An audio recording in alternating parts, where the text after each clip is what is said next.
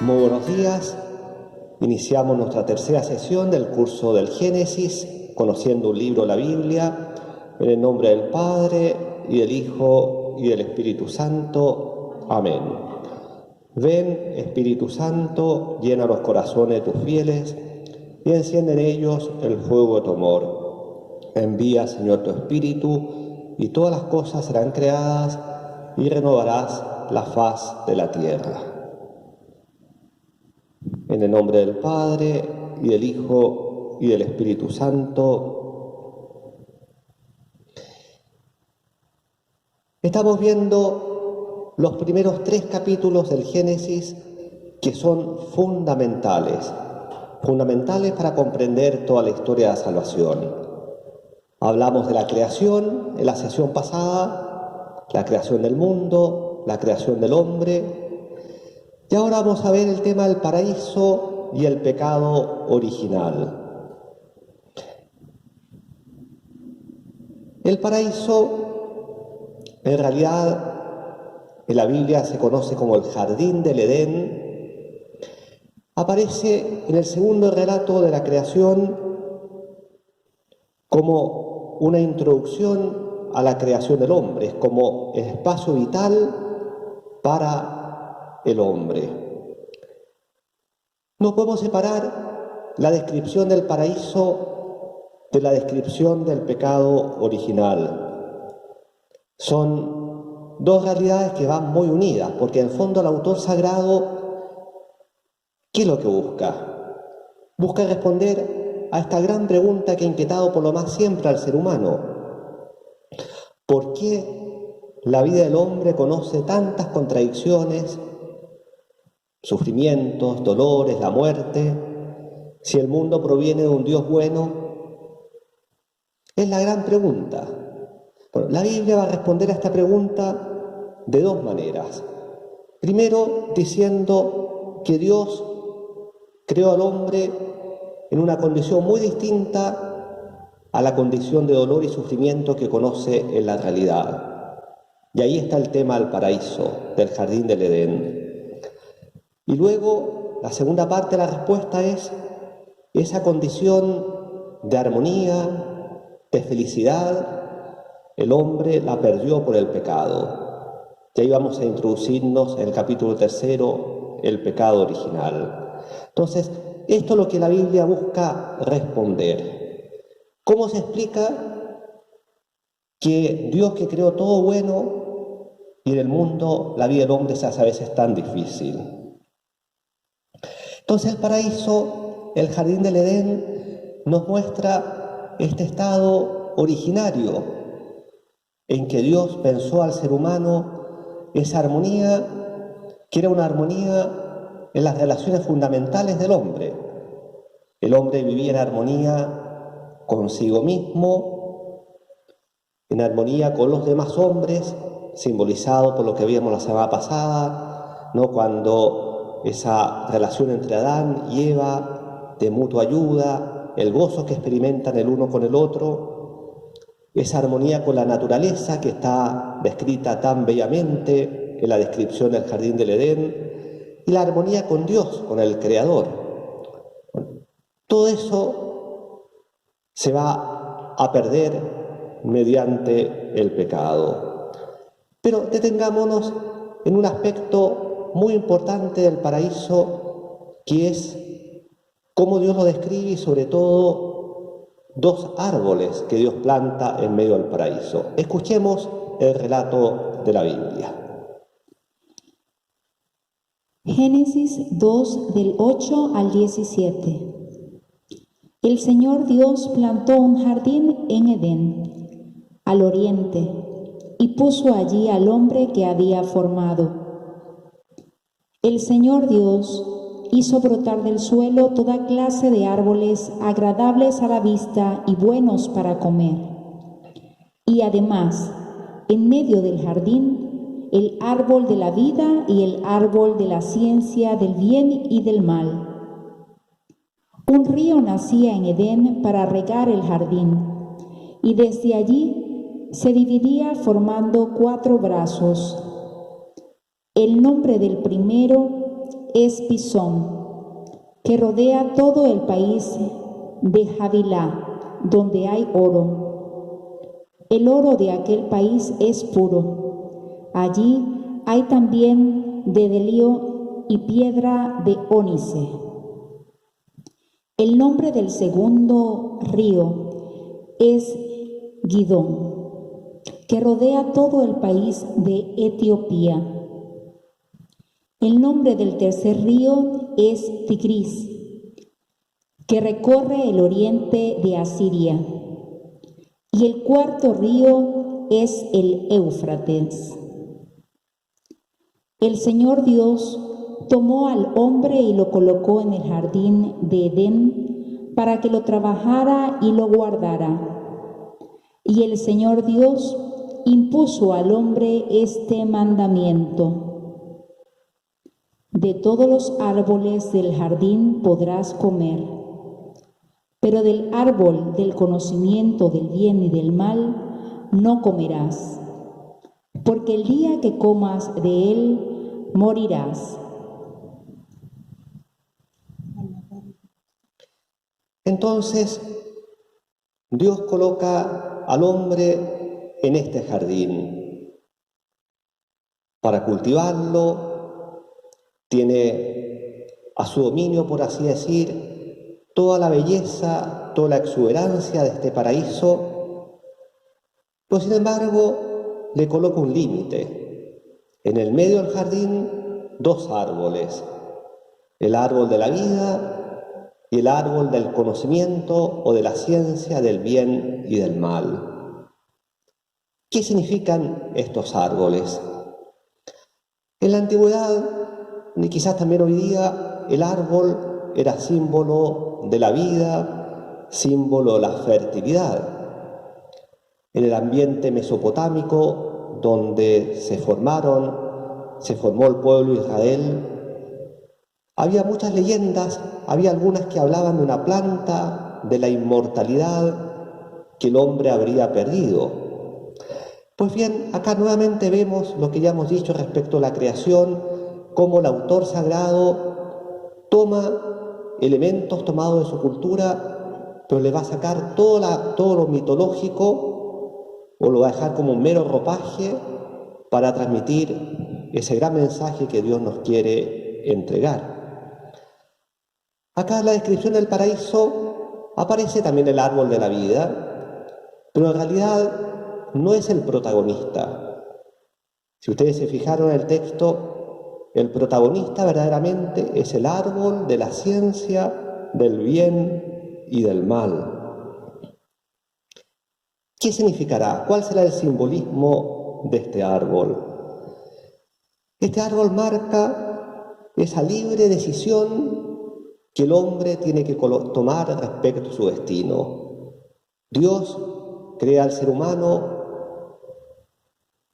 para la felicidad, pero también lo crea libre y de alguna manera pone a prueba la libertad del hombre, porque como bien sabemos, Dios quiere ser libremente conocido, amado y servido. Por tanto, Dios coloca al ser humano ante la libertad de elegir sobre su destino, y en esa elección se juega su vida. Por eso que de alguna manera en el relato ya aparece insinuado lo que acabamos de escuchar, y lo vamos a escuchar también después, como que está el árbol del bien y el mal como protagonista, pero es el paso al árbol de la vida que queda como en el segundo plano, pero de alguna manera de esa elección que haga el hombre va a depender su vida. ¿Cuál es el mandato que Dios le da?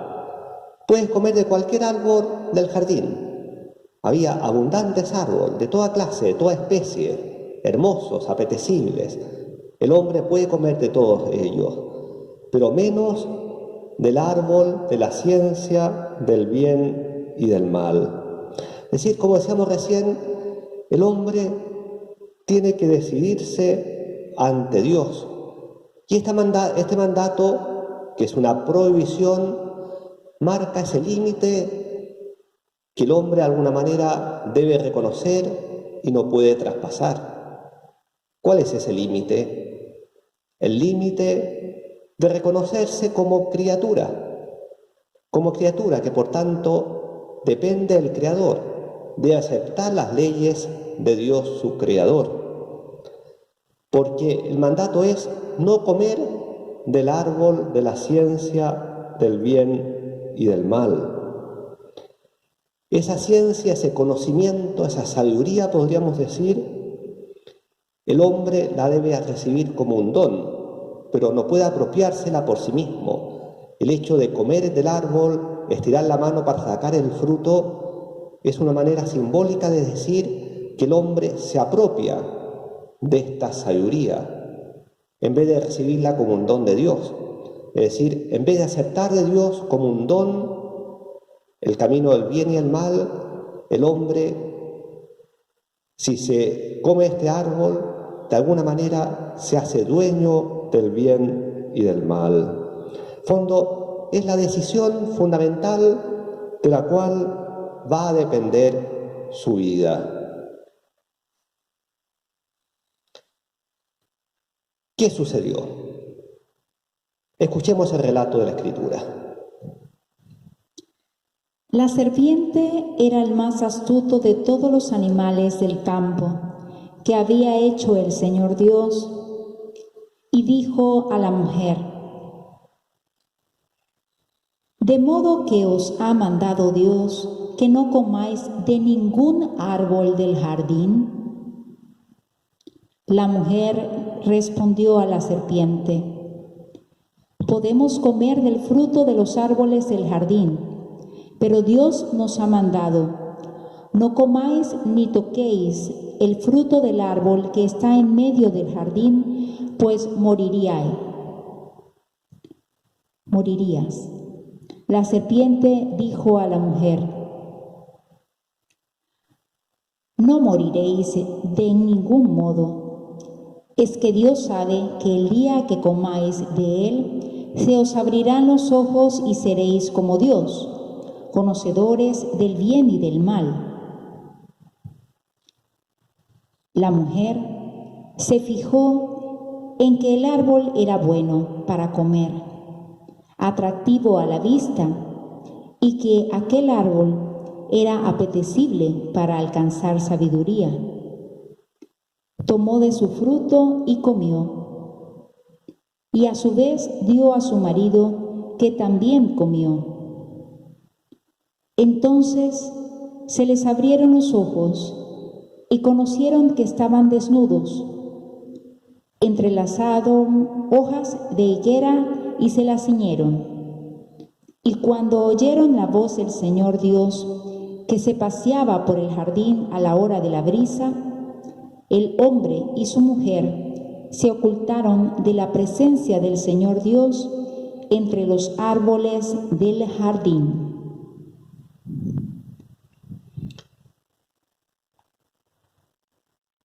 Veamos los elementos de este relato. El esquema es la tentación, el pecado y la consecuencia que tuvo el pecado.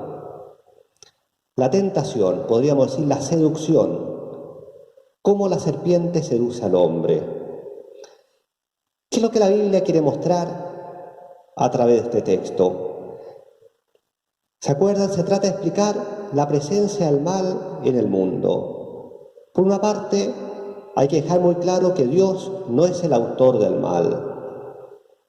En la antigüedad, muchas veces el mal se atribuía a alguno de los tantos dioses.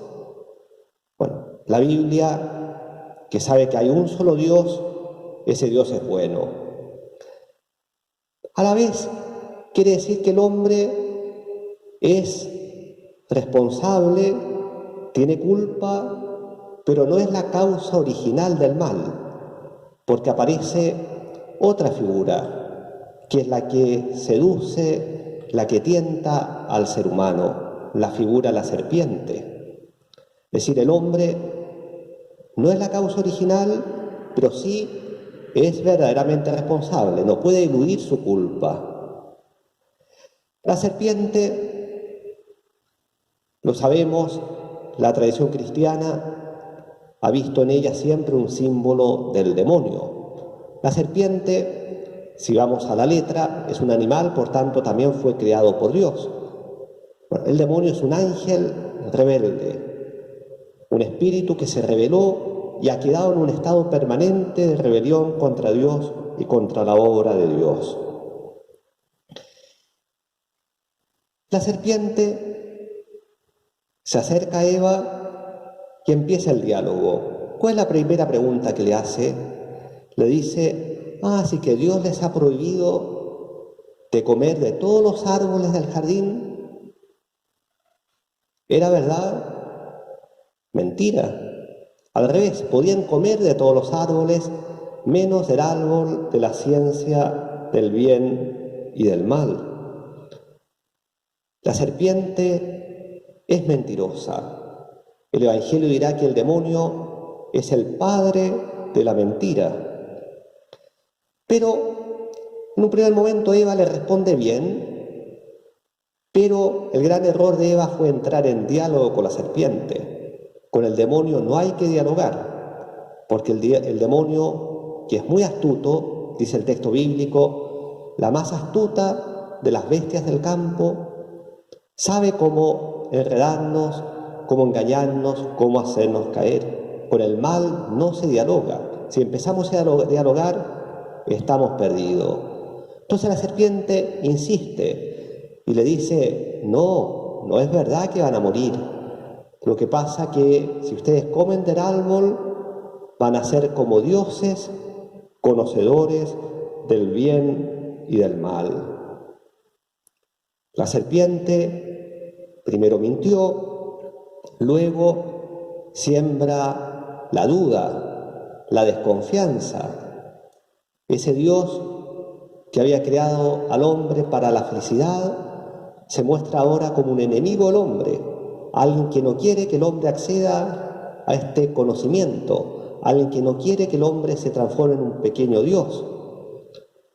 Podríamos imaginarnos, ¿no?, esa vacilación, pero ahí ya el veneno está introducido. Conocedores del bien y del mal. Lo que explicábamos recién, es decir, la gran tentación es que en el fondo, que el hombre traspase el límite de criatura, quiera hacerse a sí mismo un pequeño Dios para decidir autónomamente sobre el bien y el mal. Es la tentación de siempre. También hoy día el hombre tantas veces rechaza a Dios, en el fondo, ¿por qué? Porque no quiere aceptar la ley moral, porque quiere hacer en el fondo su voluntad, su capricho. Quiere ser autónomo, decidir, él decidir lo que está bien y lo que está mal. Es la tentación de siempre. El atribuirse la sabiduría y no recibirla como un don, como un regalo. Sabemos lo que pasó. Bueno, Eva y Adán pecan, dice el texto que el fruto era bueno para comer, apetecible, excelente para alcanzar sabiduría, es decir, le prometía ese éxito, pero que debía pasar a través de la desobediencia al mandato de Dios. Vemos que Adán y Eva, que habían sido creados para ayudarse el uno al otro, ahora se hacen cómplices en el mal. Comen del fruto prohibido. ¿Cuál es la consecuencia inmediata? La vergüenza. Se dan cuenta de su desnudez, les causa vergüenza, es decir, se sienten desprotegidos, indefensos. La desnudez es el símbolo de esa indefensión. Y cuando Dios los llama, se esconden. Ya se rompió esa armonía con el Creador. El miedo, el temor, tienen que esconderse de Dios. Ya no es la relación de confianza. ¿Cómo continúa la historia? Escuchemos. El Señor Dios llamó al hombre y le dijo, ¿dónde estás? Este contestó: oí tu voz en el jardín y tuve miedo, porque estaba desnudo, por eso me oculté. Dios le preguntó: ¿quién te ha indicado que estabas desnudo? ¿Acaso has comido del árbol del que te prohibí comer?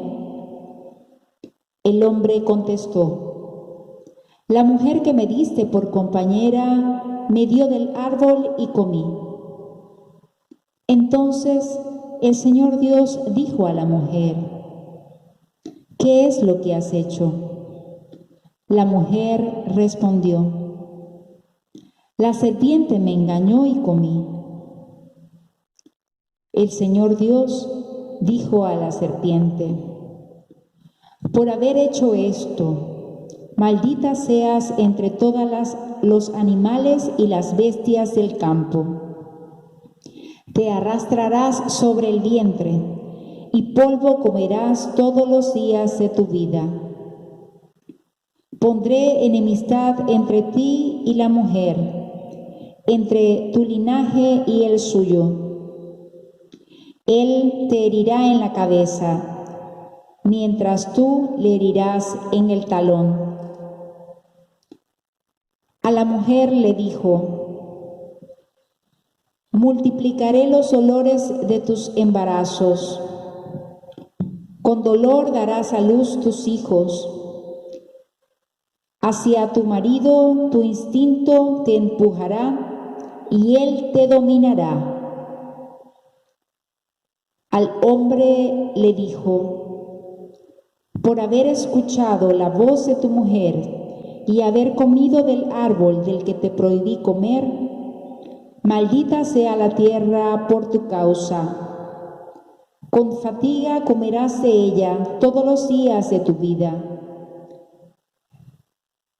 Te producirá espinas y zarzas, y comerás las plantas del campo.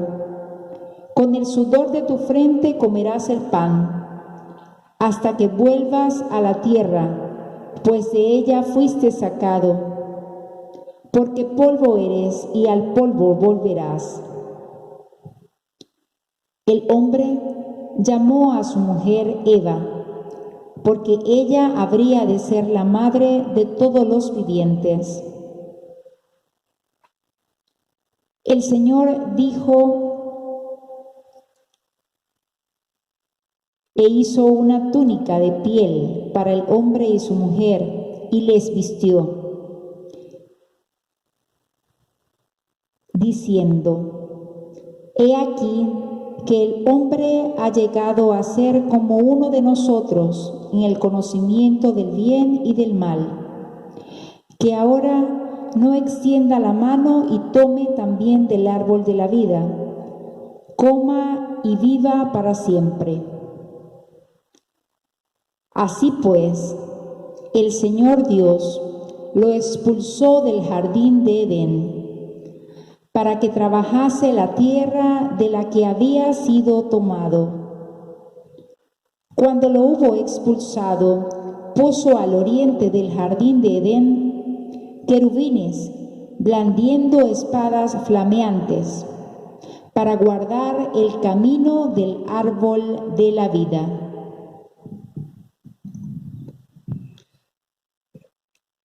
Entonces, bueno, en resumen, lo que hemos visto hasta ahora: el ser humano, tentado por el demonio, quiso tomar el árbol de la ciencia del bien y el mal, es decir, atribuirse una condición divina, traspasando el límite de ser criatura, decidiendo por sí mismo sobre el bien y el mal, y eso lo lleva a transgredir el mandato divino.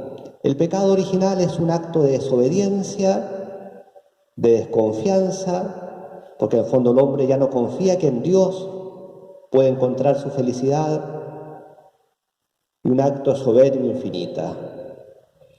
¿Cómo sigue la historia? Lo acabamos de escuchar. Viene primero el interrogatorio. Es interesante que Dios interroga solamente al hombre y a la mujer.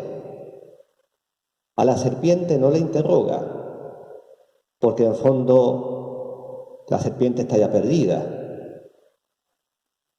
Ahora, otro elemento interesante que nos muestra cómo se ha roto esa armonía original: Dios interroga a la mujer, Dios interroga al varón, el varón le echa la culpa a la mujer. Dios interroga a la mujer le echa la culpa a la serpiente. Esa tendencia a veces tan, podríamos decir, humana, pero consecuencia del pecado, de echarle la culpa a otros y no asumir la propia responsabilidad. ¿Quiénes son culpables? Los tres son culpables, por tanto los tres van a recibir su castigo: la serpiente, la mujer, el varón. La serpiente, en primer lugar, Dios la maldice. Un detalle: solo la serpiente es maldecida, porque la serpiente ya hizo una opción definitiva. En cambio, el hombre y la mujer no son maldecidos. De hecho, esa bendición primera que habíamos escuchado en la sesión anterior para la fecundidad se va a mantener. La serpiente es maldecida y le dice Dios: voy a colocar enemistad entre ti y la mujer, entre su descendencia y la suya, y su descendencia te aplastará el calcañar. Por ahora dejémoslo acá, vamos a volver muy luego sobre este castigo a la serpiente, que es muy importante, porque da esperanza al ser humano. Luego, la mujer. La mujer se va a ver afectada en dos misiones muy importantes que Dios le había confiado: su maternidad y la relación con el varón. Su maternidad para a luz con dolor. Se introduce el sufrimiento en el mundo. Y la relación con el varón se ve alterada. Esa relación que tenía que ser de ayuda, ahora se tensiona, pasa a ser una relación de dominio, marcada por el pecado. Este es un punto importante para aplicarlo también en nuestra sociedad hoy día. Cada vez toma más conciencia, y eso es un gran valor, ¿no?, de la dignidad de la mujer, de la misión de la mujer en el mundo. Bueno, todas esas relaciones de dominio, de competencia, son consecuencia del pecado. No es el plan de Dios. El plan de Dios era la armonía, era la igual dignidad, la ayuda mutua. Por tanto, todo lo que sea luchar para volver a esa armonía, dejando de lado toda relación de competitividad o de dominio, va sin duda en la línea de volver al plan de Dios, de luchar contra las consecuencias del pecado. Y luego, al varón, a Adán, el castigo le viene por la tierra. Esa tierra se le hace ahora hostil. Muchas veces le va a producir, como decía el texto, abrojos y espinas. Qué lejos estamos de la abundancia, la exuberancia del paraíso. Ahora el hombre va a tener que trabajar con el sudor de su frente. Cambia el panorama, ¿no? Y quizás lo más importante, Dios le dice que va a tener que volver a la tierra. Al polvo habrás de volver. Es decir, se introduce la muerte en la historia humana. Se introduce la muerte en la historia humana. Y finalmente, la expulsión del paraíso. El camino al árbol de la vida, es decir, a la inmortalidad, queda cerrado para siempre. El hombre es expulsado, rompe la relación con Dios. Es decir, vemos claramente cómo esa armonía en la cual Dios creó al ser humano queda rota. Y así se puede explicar la situación concreta del hombre en el mundo. Una situación marcada por el sufrimiento, por la muerte, por la hostilidad de la creación muchas veces, y también por la hostilidad de los hombres entre sí. Ven ustedes cómo la Biblia, a través de un lenguaje simbólico, tomando incluso elementos de la cultura de la época, pero nos transmite grandes verdades. Con todo, hay algunos signos de esperanza. No todo está perdido. Y acá vamos a volver a las palabras que Dios le dirige a la serpiente. Colocaré enemistad entre ti y la mujer, entre tu descendencia y la suya, y esta, es decir, la descendencia de la mujer, te pisará la cabeza mientras tú te avanzarás sobre su talón. Este es un texto fundamental que en la tradición cristiana se conoce como el proto-evangelio. Proto significa primera, evangelio, buena noticia, la primera buena noticia, el primer anuncio de salvación. Es decir, entre la serpiente, es decir, el demonio, el mal, y la mujer y su descendencia, hay una enemistad radical. Y la descendencia de la mujer va a aplastar la cabeza de Satanás. Nosotros, a la luz de Cristo, vemos en la descendencia de la mujer a Jesucristo, el Hijo de María, que en la cruz aplastó la cabeza de Satanás, venció la muerte, venció el pecado. Entonces, a la primera gran noticia, hay esperanza. Y también hay dos detalles que a veces se pasan por alto, pero también son una señal de esperanza. Cuando escuchamos, ¿no?, el hombre llamó a su mujer Eva por ser la madre de todo viviente, y Yahvé Dios hizo para el hombre y la mujer túnicas de piel y los vistió. Son dos pequeños detalles. Eva como madre de todos los vivientes, es decir, no es la muerte definitiva, la vida continúa en la tierra.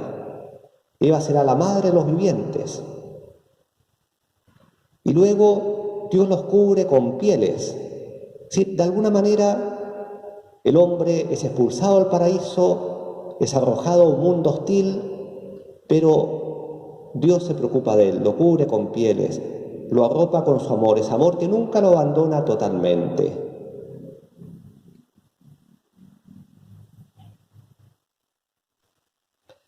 Bien, lo que hemos escuchado, lo que hemos estudiado el capítulo 3 del libro del Génesis es la base de la doctrina católica del pecado original.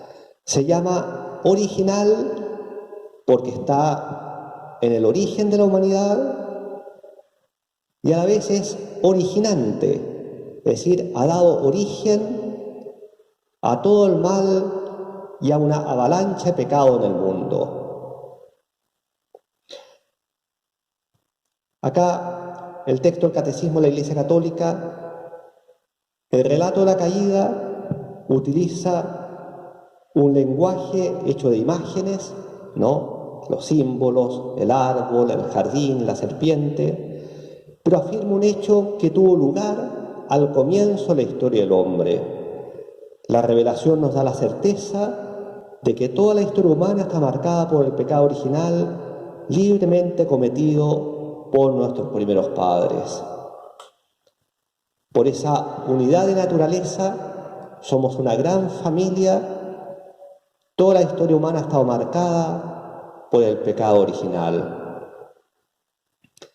El pecado original hace parte de la fe cristiana. Si sacamos el pecado original, muchas cosas caen y no se entienden. Pero el pecado original no es el centro del mensaje cristiano. ¿Cuál es el centro del mensaje cristiano? La misericordia divina, la salvación en Jesucristo, en la cruz y resurrección de Jesús. Ese es el centro. Pero podríamos decir que la contrapartida de la salvación, el negativo del original, es la realidad del pecado. Porque si Cristo vino a salvarnos, era porque necesitábamos salvación. Y necesitábamos salvación, bueno, de todas las consecuencias que el pecado original ha traído en nuestra historia y en la vida de cada uno de nosotros. Y concluyo con esta frase del apóstol San Pablo: donde abundó el pecado, sobreabundó la gracia. En un árbol, el árbol de la ciencia, el bien y el mal, el hombre se alejó de Dios, cavó su desgracia. En otro árbol, el árbol de la cruz, el hombre ha sido salvado. Por la obediencia a Jesucristo, por su humillación hasta la muerte y muerte de cruz, restableció esa confianza del hombre con Dios su Creador. Nos abrió el acceso a la vida. Esta imagen que ustedes pueden ver es un mosaico que está en la iglesia de San Clemente de Roma y tiene elementos muy bonitos, muy simbólicos, ¿no? Si ustedes se fijan, arriba sobre la cruz hay una mano. Es la mano del Padre, esa mano que nunca abandonó totalmente al hombre y que nos ha entregado a su Hijo Jesucristo. Jesucristo, la cruz, es el puente que une la tierra con el cielo.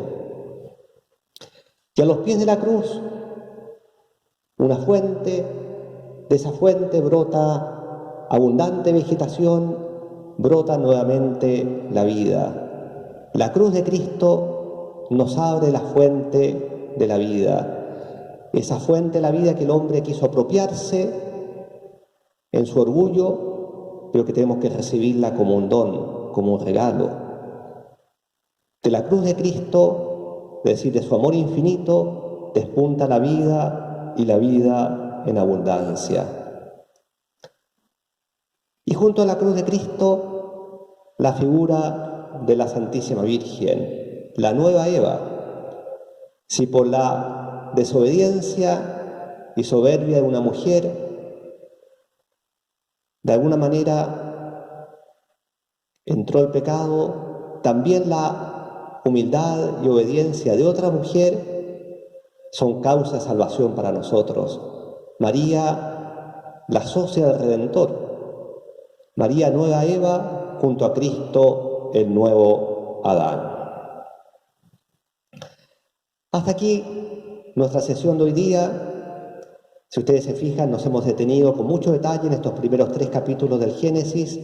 A partir de la próxima semana vamos a avanzar un poco más rápido. De hecho, la tarea para la próxima semana, si quieren adelantar la próxima clase, lean los capítulos 4 al 11 del Génesis. Eso va a ser lo que vamos a ver la próxima sesión. Y la tarea es leer en el Catecismo de la Iglesia Católica, el Catecismo grande, no en el compendio, los números 397 al 401, que en fondo la doctrina del pecado original, como está sintetizada en el Catecismo, y hacer un resumen de cada número y enviarlo al correo electrónico de la parroquia. Muchas gracias, muy buenas noches. Gloria al Padre, y al Hijo, y al Espíritu Santo, principio, ahora y siempre, por los siglos de los siglos. Amén.